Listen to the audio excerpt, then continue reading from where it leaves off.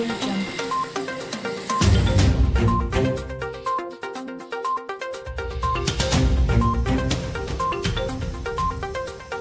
Audio Jungle.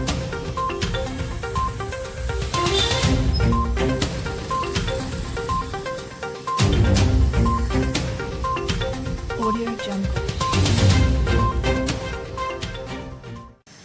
Chittorgarh private bus association से secretary हूँ। यहाँ हम सभी प्राइवेट बस एसोसिएशन के बस ऑपरेटर इकट्ठे हुए हैं। हमारी ये मांग है कि 21 मार्च 2020 से जो लॉकडाउन लगा था, उसके बाद राज्य सरकार के निर्देश आए हैं कि अब बसों का संचालन पुनः शुरू किया जाए। इसमें सभी श्रेणी की बसों के संचालन के लिए राज्य सरकार ने आदेश जारी किया है कि 100% यात्री क्षमता के साथ चलाई जाए। और भारत सरकार की गाइडलाइन के अनुसार भारत सरकार की गाइडलाइन के अनुसार तो रेल, हवाई जहाज वगैरह जो भी यातायात के जो साधन हैं, उनमें 50% बैठक क्षमता के साथ चलाए जाने का आदेश है, जबकि राज्य सरकार 100% चलाने के लिए आदेशित कर रही है। दूसरा, सरकार ने अभी तक हमारी मांगे थी, मुख्य रूप से मांगे थी कि हमारा पिछले लॉकडाउन पीरियड से लॉकडाउन की अवधि से लेकर 6 महीने तक का हमारा टैक्स को माफ़ किया जाए, जीरो किया जाए। सरकार के द्वारा कोई भी कर वसूल नहीं किया जाए।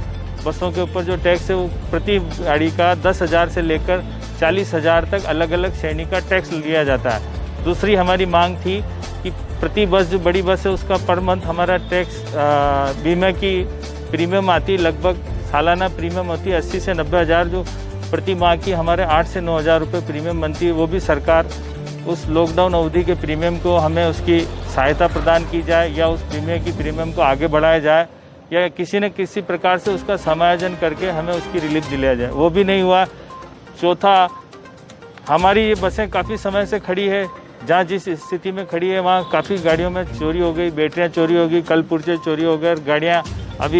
गाड़ी चलने की कंडीशन में भी नहीं है और सरकार के आदेश आ गए हैं कि आप चलाओ, लेकिन अभी तक सरकार की ओर से कोई आधिकारिक नोटिफिकेशन नहीं आया है कि हमारा कोई टैक्स माफ़ किया है।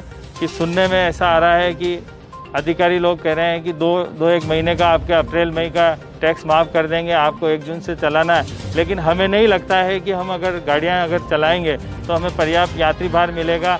पर्याप्त यात्री भार मिलने की स्थिति में भी सरकार की कथनी, एक तरफ भारत सरकार कह रही है कि साहब उसको आप 50% सोशल डिस्टेंसिंग के हिसाब से आपको यात्री वाहन चलाना है, और राज्य सरकार नोटिफिकेशन निकाल रही है कि 100% बैठक क्षमता के हिसाब से आपको चलाना है। तो दोनों सर्कुलर में विरोधाभास है।